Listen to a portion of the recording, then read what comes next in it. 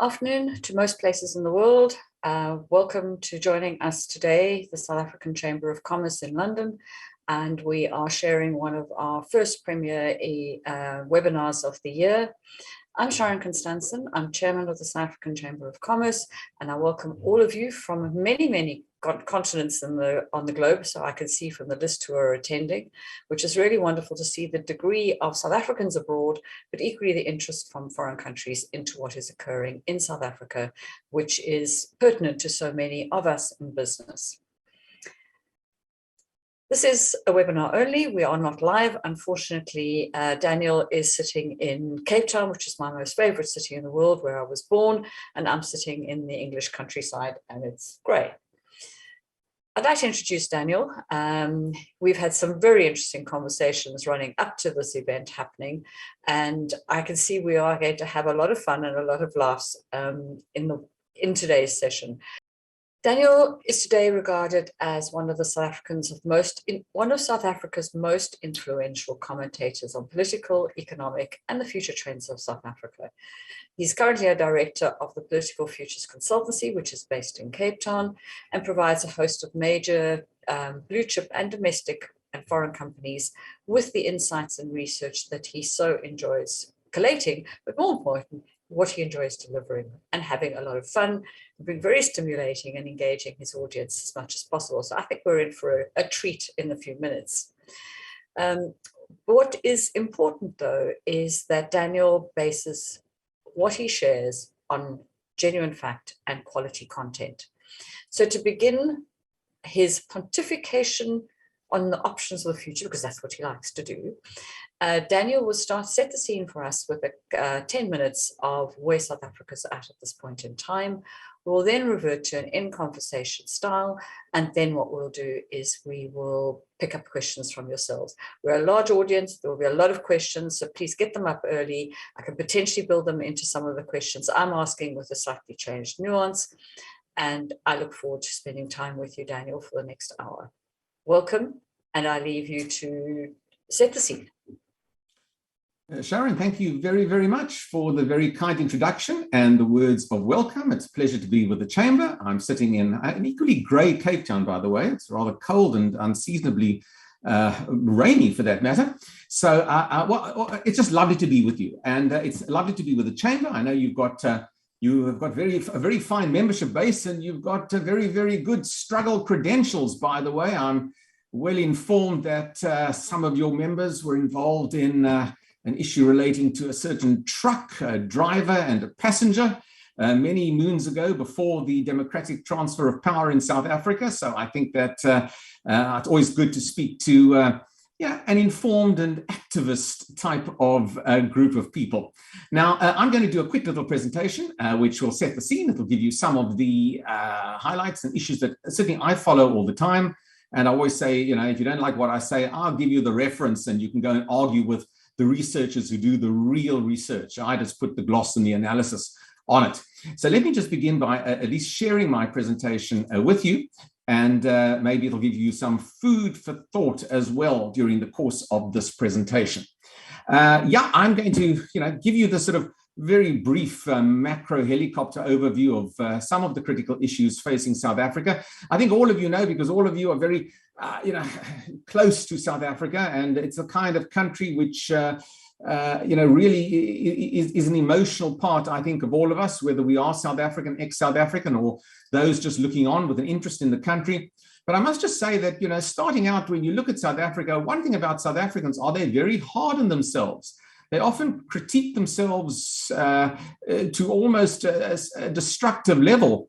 And I can only say that since, fortunately, I can travel around the world, or I did at least before COVID, there are other leaders across the world who are equally finding themselves in awkward positions. Poor old Joe Biden in the United States can barely look at his low poll numbers, such as the pressures on him and the Democrats over the course of the next 10 months or so till their elections. It's not just in South Africa where leadership is finding the current position, whether it's COVID, whether it's geopolitical, whether it's economic, indeed a pressure point on them. Across in the UK, well, you don't need me to tell you that the UK Prime Minister is under extreme pressure, again, as a result of COVID-related issues. But there are other issues in the UK that make leadership very awkward at this time. And I think if I make a general point about leadership in general, it is that the pressures that are always there have been exacerbated and put on steroids as a result of COVID. And even for leaders who are much venerated in the world as being almost idealized, like the New Zealand head of state, she herself is now facing a slump in her popularity. So even those who we regard as perhaps the most effective leaders in this world are finding it difficult to lead. So, it brings us really to, the South African story, and much of it is centered, of course, around President Ramaphosa and his ability to lead South Africa into what hopefully would be a better 2022 and a better number of years thereafter. But it's been an extremely tough period for him, excluding COVID. The political milieu that he finds himself in following his election 4 years ago,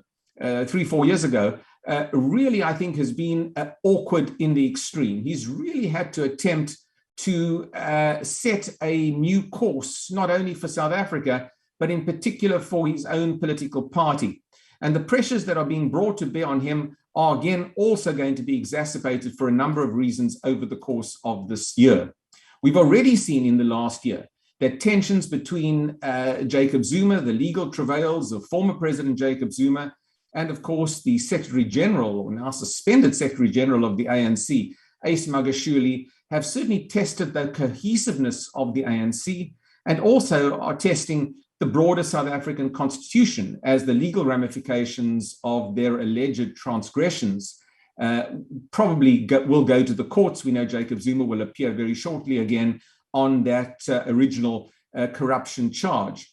But all of these sort of internal political issues of angst and palace intrigue really runs parallel to the very poor performance of the South African economy. Now, yes, COVID has hit that and hit it substantially, but really, it's not good enough just to blame COVID. We were in a substantial down phase in our GDP growth prior to COVID. There were issues relating to policy uncertainty prior to COVID. And just like the leaders in many other parts of the world, COVID has simply been there to exacerbate and put on steroids some of those existing problems. So with GDP growth for this year expected to be below 2%, and again, similarly so for 2023, there really is insufficient growth coming through our system to take into account the hundreds of thousands, if not millions, of new job seekers that come onto our market every single year. We have been stuck in the longest downward phase in our economy since the 1940s. When you have a long downward phase in your economy, we've had it broadly speaking since 2013, the social problems and of course the political problems tend to multiply. I was in Switzerland a few months ago and I gave a talk for the Swiss South Africa Chamber of Commerce, as it is.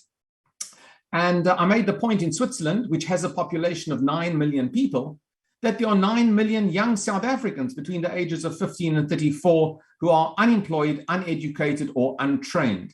The entire population of Switzerland, therefore, in those categories within the South African context, certainly not a recipe for social cohesion going forward.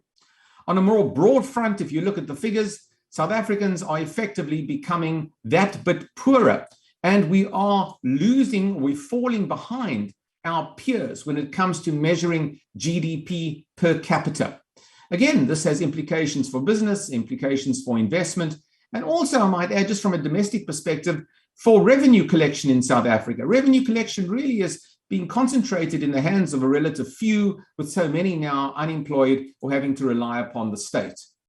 Debt costs in South Africa have increased significantly and will have done so further as a result of loans from the World Bank or the IMF and other lending agencies as well to offset the ravages of COVID.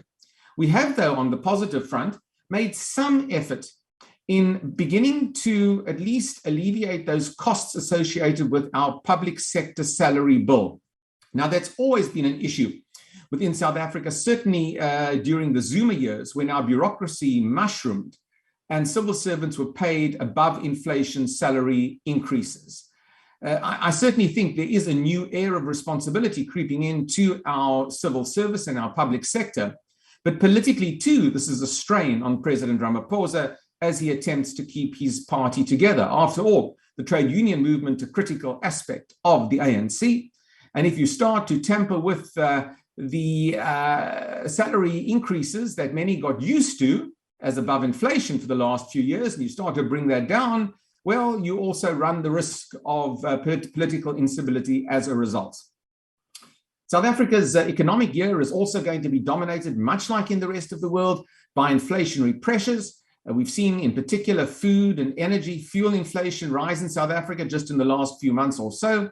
And as a result, we've seen 2 small interest rate increases that can have the effect also of dampening what is still a very weak revival within the country. And there's political contestation in South Africa about using interest rates in this way. There are many who would argue that interest rates should not be used in this way and that we should keep our interest rates relatively low to encourage business going forward. All of this against the backdrop of increasing unrest, instability in South Africa during July of last year when we saw mass unrest and looting of stores, a really rough environment going forward, and a rough environment too for our new Minister of Finance, who has to produce a budget now at the end of February and has to make some very tough decisions as to whether we as a country extend our social income grant to a basic income grant to all South Africans, or whether we hold back on that and go for more growth-oriented policies rather than redistributive-oriented policies. And I would always argue, at least over the course of the last decade, that we've concentrated much more on the redistributive side of policymaking than on the growth side of policymaking. So for this year, the ANC has to attempt to manage all of those insecurities amidst its declining electoral fortunes, the worst electoral performance since 1994 at last year's local government elections, in which the party got below 50% of the vote, a very significant time for any party of liberation when it drops to below 50%. You're faced also, as President Ramaphosa, with a test of your own political will. Just how much accountability will there be in South Africa following the publicity of the new Zondo Commission reports? The second one was released last night, which of course names and fingers senior ANC operatives and politicians in graft and corruption. And the question really will be as to whether South Africa can really see true accountability. And if there is accountability, what will this do also to the instability and the firmament within the ANC, and of course the factional battles as the ANC moves towards its elective conference in December of this year. We've seen already some indicators of potential sabotage in our electricity supply over the course of the last year or so, also perhaps a harbinger of the very rough and tough political environment that President Ramaphosa has to steer through. And just in the course of the last week, we've seen our beloved National Assembly and Parliament in Cape Town effectively destroyed in a fire. The investigation is still ongoing, but it is symptomatic of the weak state of our institutions, whether it's in the management thereof, the physical management, whether it's in the security, or whether there might be some nefarious further interests in this, but the jury is still out on that. So South Africa really is in a state, sort of a twin state of concern, one about its economy, and one clearly from an ANC perspective about the looming national election in 2024 and that loss of support for the ANC. And as the ANC tries to navigate a very poor and weak economic position, so does President Ramaphosa have to navigate the potential threats to his own leadership as the party digests its very poor showing at those local government elections.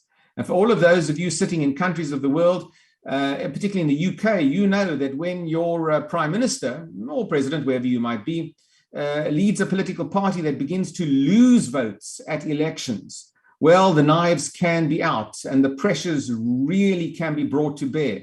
So for Cyril Ramaphosa, one way out of the malaise that he's in is obviously to try and stimulate our economy. If he can't quite stimulate his own political party behind him, at the very least, he could try to stimulate the economy with important structural economic reforms. And that will be a pressure test indeed of his ability to navigate these very, very difficult circumstances. From an internal ANC perspective, we are likely to see substantial changes of the top 6 by the end of the year. A new deputy president will probably be installed, and all sorts of names are being bandied about, and we can talk about that in a little while. We've seen the battle for, I would argue, the battle for supremacy within the ANC factions begin with interventions from senior ministers just in the last few weeks or so. And we've seen South Africa's opposition parties also strengthened to a degree by their better showing, or should I say not by their better showing, but by the weaker showing of the ANC. And they will be looking to gain out of this particular malaise that the ANC finds themselves in. Just finally, quickly, South Africans really, I think, are increasingly frustrated with their institutions. And there are many surveys to show that South Africans have lost a degree of trust in their parliament, in their president. You can just see in this particular chart, and I just want to show you here, this is a measurement of the decline in trust that the ANC has suffered over the course of the last 14, 15 years or so. Look at that decline. Look at that decline in trust. 62% down to 27%. It's a survey done by Afrobarometer. But the opposition parties in South Africa don't fare any better. And that's why you have this strange sort of stalemate in South Africa, where although the governing party, the ANC, has seen a decline in trust, opposition parties have not been able to take advantage of this at all. So I think it's a fascinating environment in which we find ourselves in, and it sets South Africa up for this twin issue of economic change and potentially also a political change by 2024. I'd love to have your ideas and your views, and let's discuss it.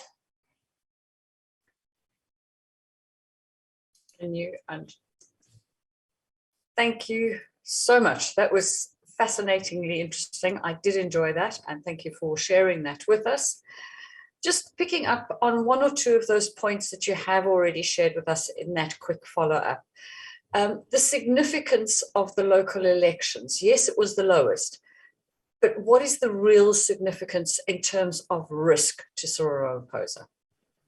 Well, look, Sharon, the real significance clearly is that if you do not kickstart your economy, firstly, secondly, if you do not have accountability for the ills of the past in terms of graft and corruption vis-a-vis the Zondo Commission reports that we've had, and thirdly, if you do not gain control of your own political party in a cohesive way, well, I think the electorate will continue to either stay away from the polls, as many did at the end of last year, or for that matter, they will begin to slowly, sort of drip style, vote for a myriad of opposition parties, many smaller parties, special interest parties, and perhaps some of the bigger ones.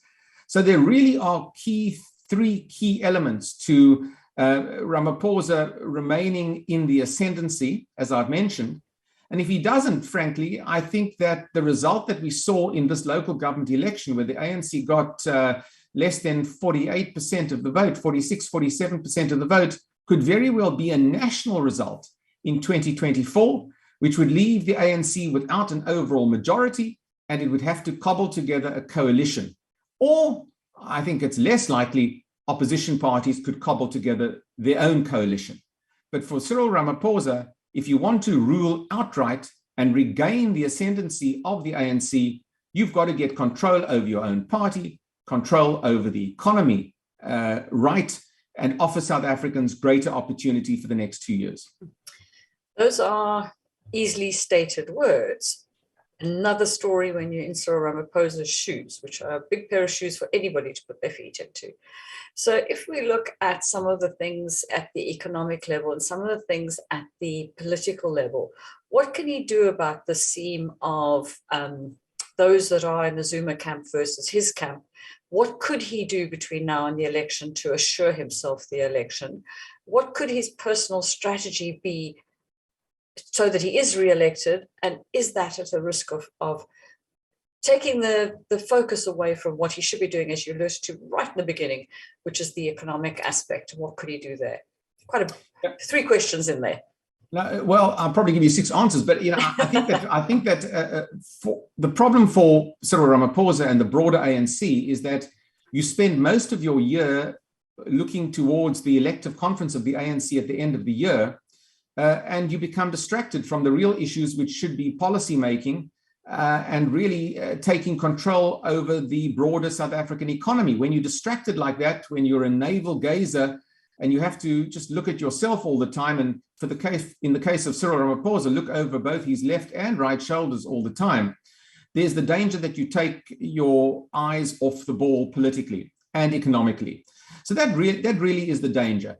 You've got to, I think, have political will, and you've got to show political courage. And I think the president perhaps, and he's been criticized quite severely, certainly within South Africa, for not having the substantive political courage to deal with the various political enemies that he might have in a more ruthless fashion.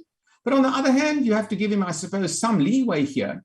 He would like the South African law to take its course when it comes to judging those who've been involved in malfeasance within the country. The question for Ramaphosa will be, do the agencies in South Africa, the legal agencies, the Hawks, for example, the National Prosecuting Authority in South Africa, do they have the skill set, and is there the political will, the more broad political will, to go and indeed potentially open a case against some of the most high-ranking ANC officials, some who are still in office, some who are no longer in office, because that clearly will continue to destabilize the ANC internally.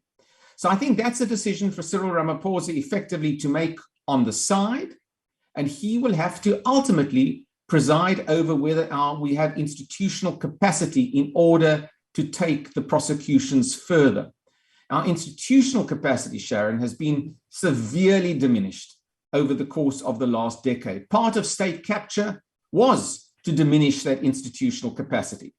So for Ramaphosa going forward, not only does he have to preside over the findings of the Zondo Commission, not only does he have an economy that's very weak, not only does he have a political party that doesn't have an ideological center. It's all over the place. Is it a capitalist party, a socialist party, a populist party? What actually is it from an ideological point of view? It also functions in a country with institutions that have to be rebuilt simultaneously. And I suppose if you were giving the president a degree of credit, and I can be quite critical of President Ramaphosa, believe me, but if I was giving him some credit, I would have to mention the fact that for most leaders of the world to face those challenges that I've indicated, it would be extraordinarily difficult.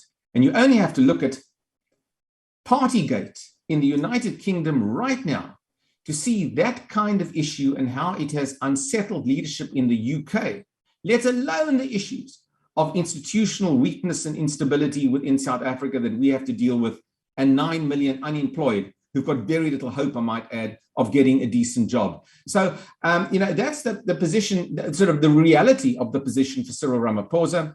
But I do think there are some issues that government can tackle. They can get out of the business that they have proven themselves to be poor at in South Africa over the last number of years. They can get out to a large degree of their continued desire to be manipulative of the state-owned enterprises in South Africa, or at least allow a much greater degree of public-private participation. And we are seeing some signs. Again, let me be fair. We are seeing some signs that that's on the agenda, that the private sector are being invited to participate, particularly in the infrastructure rebuild that's necessary for South Africa. It's a win-win. Infrastructure is a great one. Everybody likes it. The left wing likes it. The capitalists like it. The business community love it. You can get everybody on board to have good partnerships in infrastructure. So perhaps you need to begin with some smaller projects, show some success, improve the ports in South Africa or the railways in South Africa that need improvement. It's an investment generator, it builds confidence. Let's start with aspects of that. And of course, let's start with accountability and the political will in South Africa to go ahead with policing that. There's a view that I have heard, which does sort of correlate at the moment, is Cyril Ramaphosa has had a strategy of not owning the legal system, the bribery and corruption fixing process, and therefore continuing that strategy, hopefully getting re-elected as the leader of the party. Do you think we'll see a different Ramaphosa in his second term? Hopefully that he gets there. It's a good question, and as an analyst, I don't always get it right.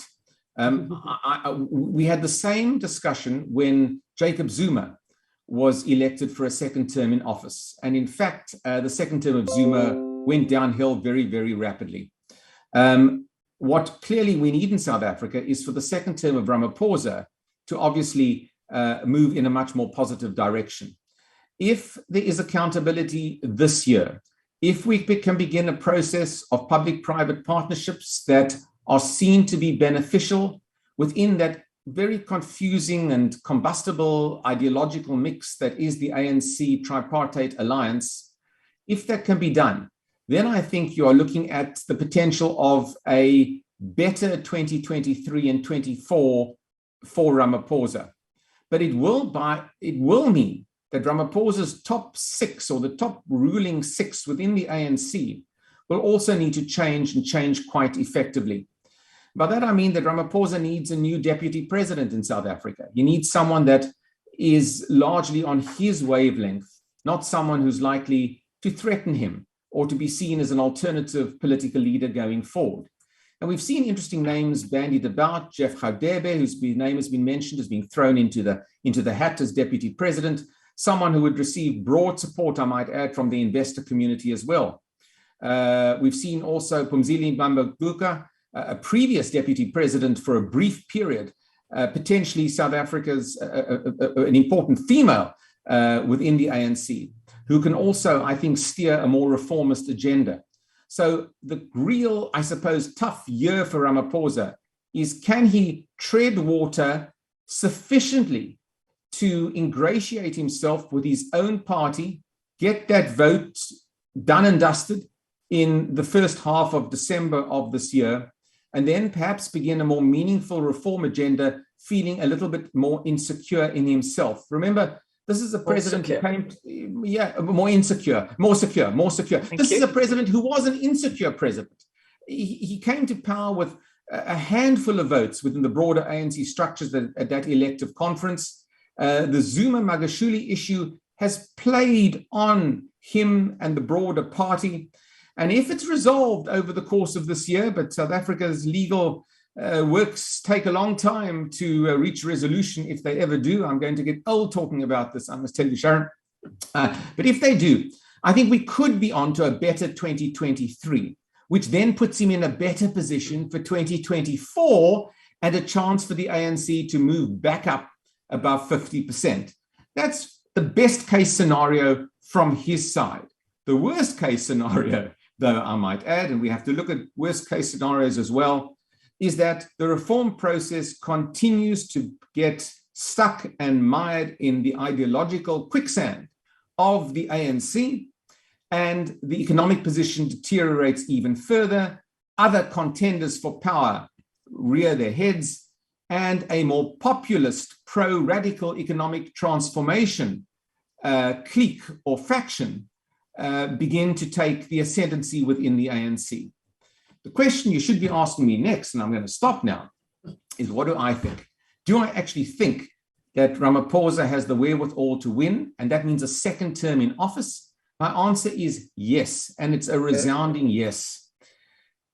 We've watched ANC politics for a long time. I don't think the ANC can take another sitting president being removed from office. We saw it with Mbeki, we saw it with Zuma.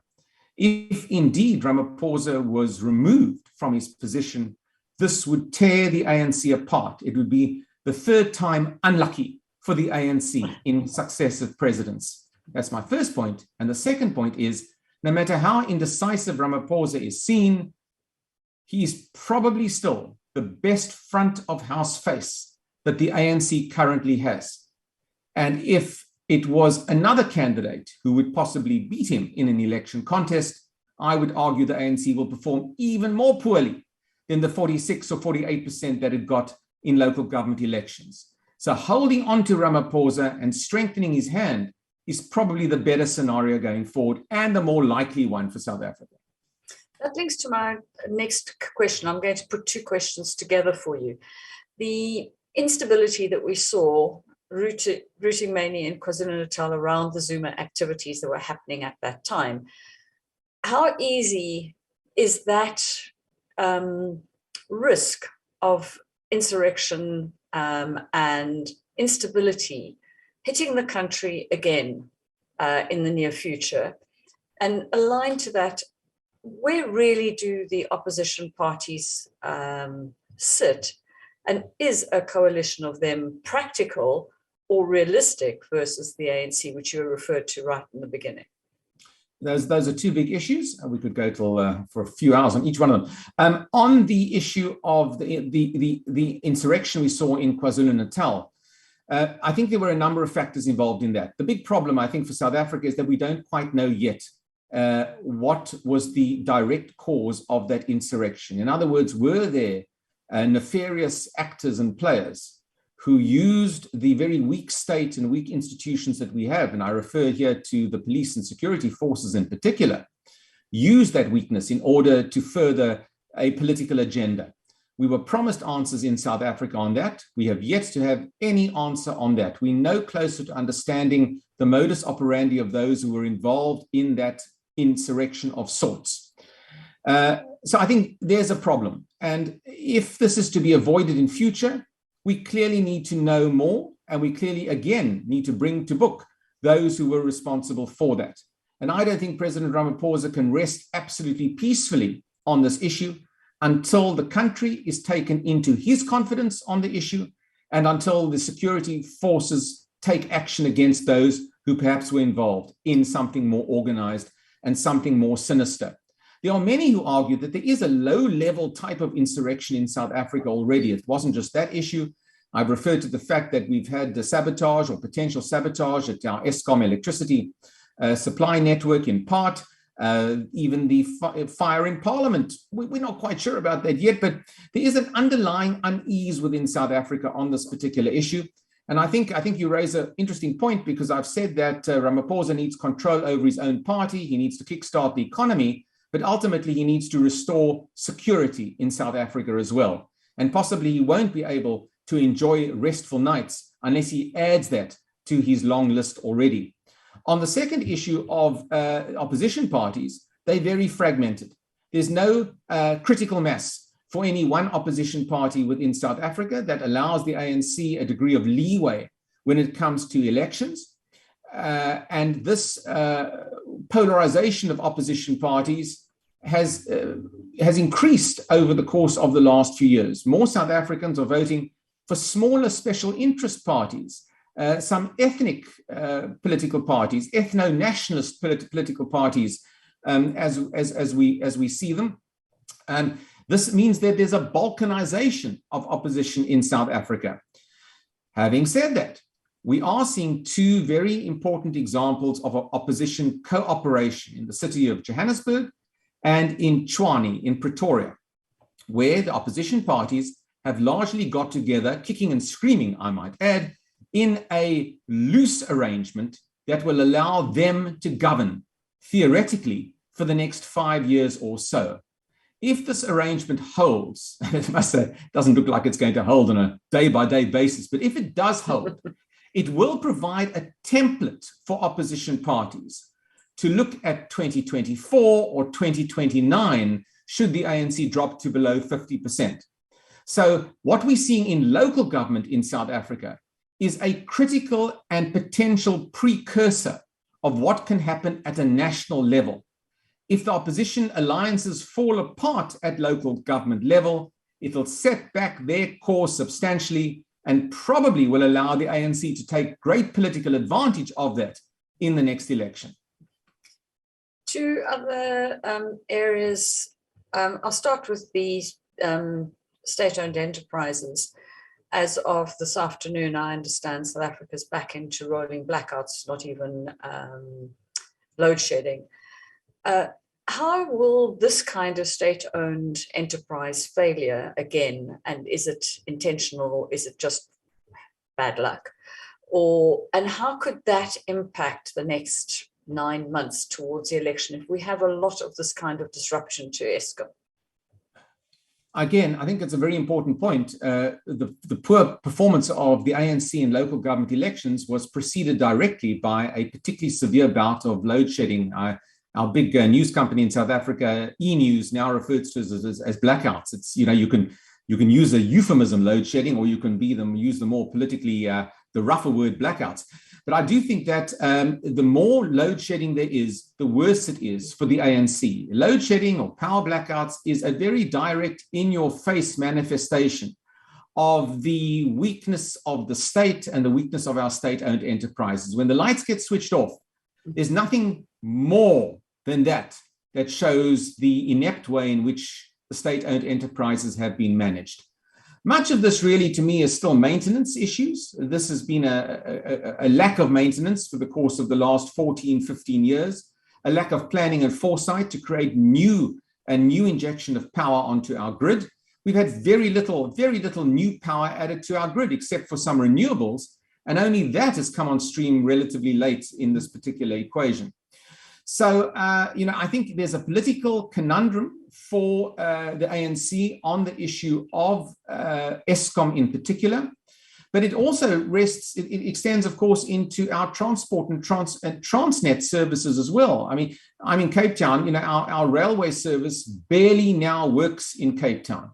So for tens or hundreds of thousands of commuters, they are reliant now upon land transport, taxi or bus services to get around the city.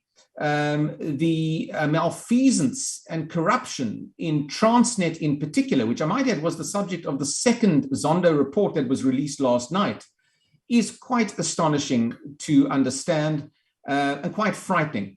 But again, I think that if you can begin to get a handle on this through public-private cooperation platforms, you can begin to turn around the country. And from an investor point of view, it certainly is an opportunity. And we've always said, there's always opportunities where the state fails. Where the state fails, there are always opportunities.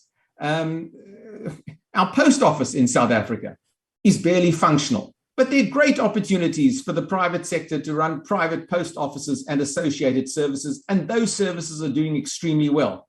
In education, private schools are doing extremely well because of very often poor performance at state schools as well. So, the opportunity exists if one is willing to take a degree of political risk in the process. But I think that, at least from government side, the position has deteriorated in these state-owned enterprises to such a degree. The failure to service the needs of the people are being recognized now from a political perspective. That's when it really hurts, when voters don't vote for you anymore, when they're truly frustrated, when they stay away from the polls and they don't vote for the Liberation Party anymore. That's when it truly hits home to government that the model that we've used is not working and that a review urgently needs to be accomplished. But Sharon, there's an ideological issue here. The ANC have to accept that the role of the state has to be diminished within the broader South African economy. There's all good reason to have a developmental state. There's all good reason to allow the state to assist the poor of South Africa and to direct policy, at least in part, towards that end. But when it comes to the maintenance and operation of state-owned enterprises, the cadre deployment that has been at the core of the destruction of these state-owned enterprises, and that's something that the Zondo Commission is saying, not a liberal analyst like me from Cape Town.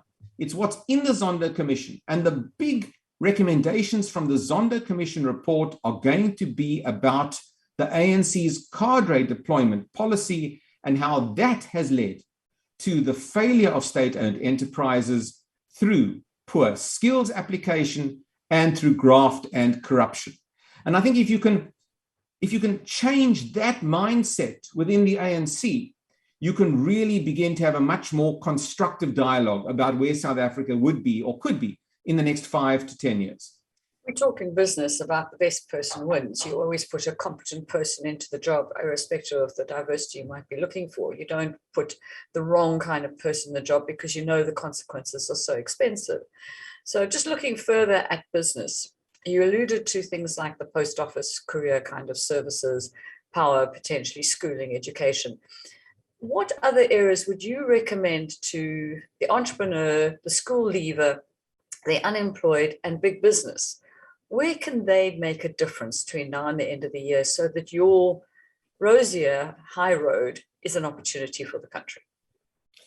Well, there's a lot of talk about it in South Africa, and I'm to blame as well. And I've listened to numerous seminars just in the course of the last week on a matter related to this. And it really is about what can those players who are on the sidelines in South Africa of politics, what can the business community in South Africa do?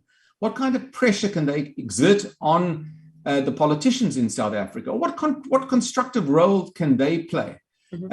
External groupings in South Africa, and those are outside of the formal or not aligned to party politics, civil society in particular, the business community in particular, are really now, and I think correctly so, being asked now to come up to the plate and in fact share their responsibility in correcting many of these ills. Now, again, the issue is, what is the policy environment in which they operate within South Africa? Is government making it easier for the private sector, for other players to enter many critical facets of our economy? We've seen a liberalization in the ability to create renewable energies, and many businesses are now taking up that particular avenue. Now, I mean, frankly, this should have been there 10, 15 years ago. We've had load shedding in South Africa for 14 years. We should have opened our grid to independent power producers 14 years ago. Had we done that, we wouldn't be sitting in the dark as we are at the moment. So it's taken a period of 14 years of decline for the policy framework to at last to begin to change within South Africa. But there's no use crying over spilt milk, as the old saying goes. You need to look forward. And I think these failures at these various levels are now finally hitting home within government. And as I've said, because of the political ramifications that exist now for the ANC. So to me, the opportunities exist in just about every single facet of the failure of state delivery, and I've outlined a few. But I certainly think that, you know, we should be looking initially at the transportation sector in South Africa, as I've mentioned. And I do think also when it comes to skills, and in particular reskilling in South Africa, it's a vexed question all over the world, I might add. It's not so easy to reskill workers when they have had an education, but imagine how difficult it is to reskill or retrain workers when they haven't had an education, as is the case in South Africa. But I think there are a lot of clever people out there who can put their minds on these particular issues and come up with programs that government, I would argue, would be very eager to consider.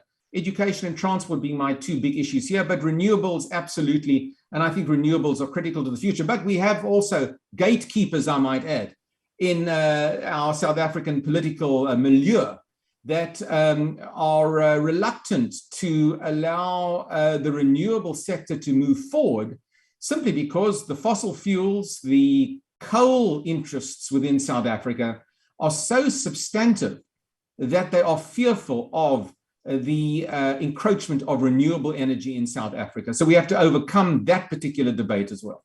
So there's the fear, the political fear, the ego, the wanting to stay in power, the control fear, all those things that a government has that the business economy can run away with. Just a couple of things, picking up some questions now from the floor. One question saying, if you were to look at certain things that could be a support to Ramaphosa in this year ahead so that he does win, are things like the implementation of the expropriation without compensation or the basic income grant, extension thereof. Would those two things change the voting power within the ANC that he would be re-elected as leader? You know, it's an interesting question, and I'm not sure if I haven't put it, you know, I gave you a few charts. There's always a chart there's always someone asks a really good question, and I've got the chart, but in the interest of time, I haven't put the chart in.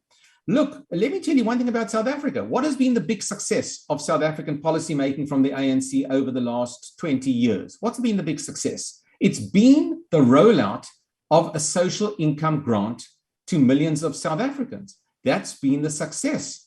So let's exclude the basic income grant from the discussion at the moment. This country, South Africa, has seen one of the most efficient rollouts of social service handouts to its citizenry. Even with that, the support levels for the ANC are beginning now to erode and erode relatively dramatically as well. So analysts like myself, were often of the view that governments remain in power because they give just enough to their electorate. In particular, where you have high levels of poverty and inequality, like in South Africa, if you do give a monthly check or a monthly social income grant, as we have in this country, you lock those recipients into some sort of support for the governing party. And opposition parties have found it very tough because poorer people in South Africa are fearful. Should the ANC be removed from power, will those social income grants be guaranteed? It's a way of securing a degree of electoral support. But that analysis over the fullness of time begins to wane. It's not enough.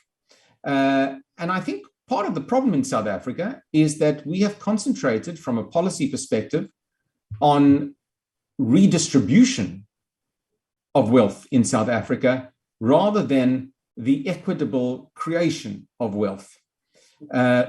Increasing joblessness and hopelessness and social malaise that we have within the country is being experienced very, very widely now. And for those job seekers coming out of the end of school year, many of them dropping out of school, we know half of our students, call them learners in South Africa. I'm old-fashioned. I still prefer to call them students, by the way. But half of our learners in South Africa do not finish their full grade 12 school year. On those stats alone, there is a degree of hopelessness about the future. And the grant position is not necessarily, therefore, to me, a vote catcher for the ANC going forward, unless it is of sufficient magnitude to really be seen as something special or meaningful. Now, there's a big debate in South Africa. That requires money. And what we saw with the outgoing President Zuma's allocation of free tertiary education to young South Africans, and that was really not budgeted for when he made that announcement. The country has been scrambling to pay those free education fees ever since. One can imagine how much cash would be required for the basic income grant. And many are suggesting that the basic income grant should be 1,000 Rand a month or well over 1,000 Rand a month. That would be 3 or 4 times what the social income grants currently being dispersed are. So it would be a huge leap from current grants to something more meaningful. Now, there's a big debate about this. Some economists on the more left of the equation will say, well, you give people more money, they will plow it back into the economy. It'll be positive for small business and for the broader money supply in general. That's the sort of one of the big, and it provides security for people and food on the table. Absolutely. But the downside is you've got a budget for that. And where do you get the money from? Unless you can grow your economy, well, yes, but if you can't grow your economy, it comes out of the pockets of the overtaxed middle classes in South Africa and those poor people who are paying VAT and other indirect taxes as well. So I think it's a very complicated debate. I think South Africa is not in a position at the moment to consider a basic income grant of over 1,000 Rand. And I think some growth in the economy is going to be required before Ramaphosa can consider this. And I would argue that both Ramaphosa and our new Minister of Finance, Enoch Godongwana, are well on top of the dangers of committing to huge basic income grant spend in an environment of very low growth and very skewed tax collection as well. You've got to shift that, and then I think you can begin to expand on that basic income grant. Another question from another angle, and one of the things that all economies globally and countries need to create this growth you've talked about, the investment in the infrastructure, is the inward investment into the country, or the investment of the cash that's sitting in the banks back into the economy. So we need that investment. How do you think South Africa, led by Ramaphosa and all business, can encourage more investment into the economy, into infrastructure, into jobs, under the current circumstances where we are now? What can we change very quickly in 9 months, 10 months? No, I think you can do it, as I've said before, by getting out of the business that government is not good at doing itself. And if you can if government is prepared to shed parts of its share in state-owned enterprises, and then encourage the private sector to invest, I suspect there will be a lineup of private sector investors looking at various options. And that, I think, that requires a sentiment shift from government or from the ANC. It's not easy. I have to say it's not easy. It's something that would need to be networked within the ANC as well to secure broad buy-in from the various alliance partners. I mean, the trade union movement, the South African Communist Party, there's still a fair amount of populists, or what I call statists, within the ANC who would prefer not to lose that level of control over the SOEs. So it therefore will take a substantial degree of convincing within the ANC to achieve that. And I'm not sure that the ANC is ready yet. But that would be, to me, a sentiment shift that would be needed in South Africa. Now, we saw that sentiment shift, if I might add, take place in 2 other African countries. Now, I'm not going to comment on whether they've been successful or not on this issue, because you could have another five seminars on this. But in both Ethiopia and Angola, over the course of the last 2-3 years or so, government has signaled its intention to relinquish or diminish or reduce its control in critical state-owned enterprises. Clearly, the timing was probably bad in Ethiopia's case with COVID and a war. In Angola with COVID, those plans have become a little unstuck. But I think that the sentiment shift, the announcement of the intention by government, was extremely well received from the private sector and the broader investor community as well. And that, to me, is what you need in South Africa. The ANC is still far too locked in that statist, developmental states mentality. It needs to unlock a room to that and open up that room. It doesn't have to unlock the whole house, but it needs to unlock a meaningful room, not a storeroom, I might add, but a decent room in the house. And I think if it can do that just in sentiment, I think the good will be out there, both domestically and internationally, to look at investing within the country. The one thing South Africa has always been proud of, and it's the thing that is always countered when there's been this issue around what Zuma achieved in 10 years, was we retained the rule of law as a country. The last year we've sensed, and we hear it and I see it in a couple of the questions, around the question of really, is the rule of law as independent and as strong as it should be? And what is going to be needed to bring back that reality that we can have the faith in, that the rule of law is absolutely paramount?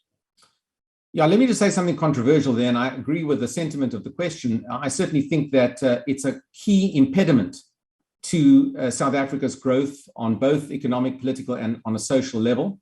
The fact that we don't have adequate rule of law within South Africa. And in particular, I would certainly also say that I was very disappointed after the unrest in KwaZulu-Natal in July, I was very disappointed in the cabinet reshuffle of President Ramaphosa. I felt it was rather weak, and it kept many of the senior members in the executive still very much in place, shuffled around a little bit here and there. But I do think that we could have done a lot better on that. So to me, it's a core aspect of domestic growth and instilling investor confidence as well. And I think it's largely been left on the back burner. So, I don't think there's much more I can say on it other than I've been extraordinarily disappointed in that issue.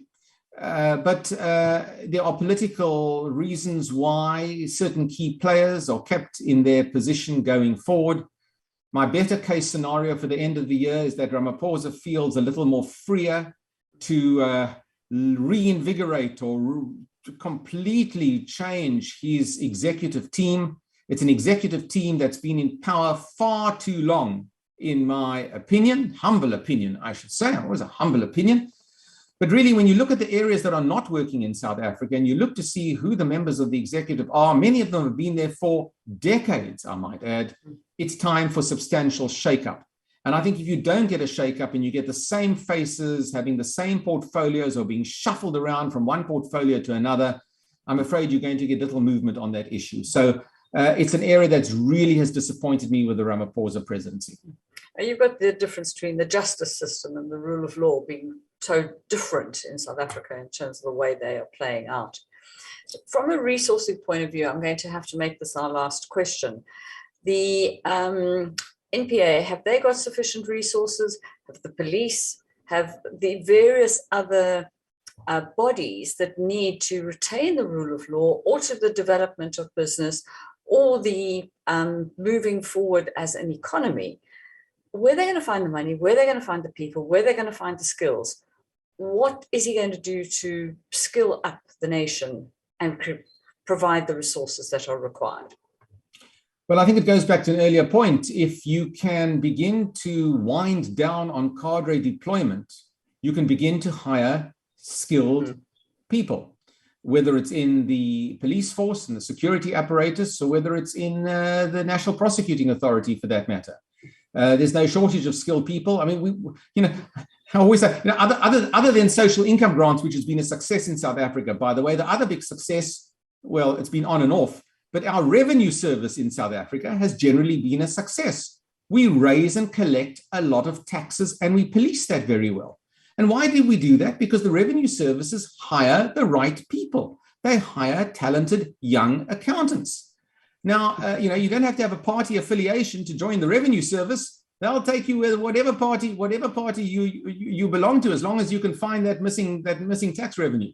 So there's no shortage of skills within South Africa. Get rid of those bottlenecks. You'll get them into the civil service. Civil servants are paid relatively well in South Africa. Now, I think this is a long haul. It's an easy thing for me to say.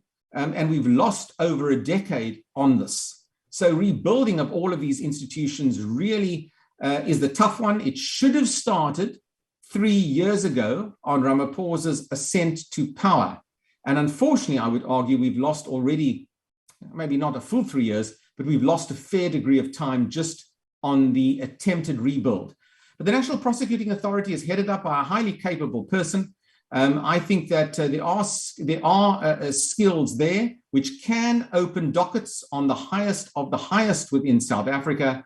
But the judicial system can be very sluggish within the country, and we can pontificate and we can argue and we can prevaricate and delay and obfuscate within our judicial system for many years to come. So I hope that I live long enough, in a sense, to see some of the perpetrators of crime actually brought to book within the country, but it's desperately needed in order to show the world that there is indeed accountability in South Africa. Thank you very much for that. I really appreciate it. There's another question around COP26 and the loan that was granted. Look, there've been a number of loans granted. We had one just in the last few days. I think it was from the World Bank, if I'm not mistaken. So the loans that have been granted are certainly on the COVID relief side are very low interest loans for South Africa. South Africa should take advantage, and rightly so, of these particular loans. Again, this can create some degree of dissension within the ANC. There's a suspicion from taking loans from global financial bodies, particularly the World Bank or the IMF. It's still very much seen as a Washington consensus, potentially imposing their will upon South Africa going forward. But I think that once again, your Ramaphosa Gonongwana axis within the the voices within Treasury are going to be determined to hold that course, and I think that's very, very important going forward. On the renewable side of our story, I mean, I've just alluded to it before, and I don't want to go into too much detail, but I think there's a long way to go for South Africa here. I must just say that we have to comply with the instruction from COP. Otherwise, we will find our trade and industry severely affected when it comes to exporting from South Africa over the next few years or so. We have to become a much greener society in all respects. And, you know, we argue, we sometimes laugh about our Minister of Energy and Mineral Affairs being a fossil when it comes to policy making. Fossils are very apt to discuss politicians sometimes, I might add, all over the world.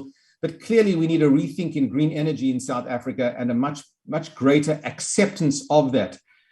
So, let's take the loans. I'm not afraid of the loans. I think it's important to be part of the global community when it comes to that.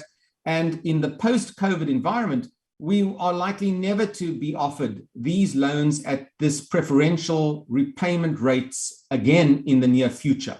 So I'm fully supportive of government on that particular issue. Right. We have overrun, which is something I never do, so I'm embarrassed.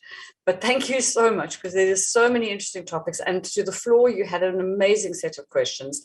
So thank you very much for your attendance right the way through to the end. I appreciate it. And most importantly, Daniel, I did have fun.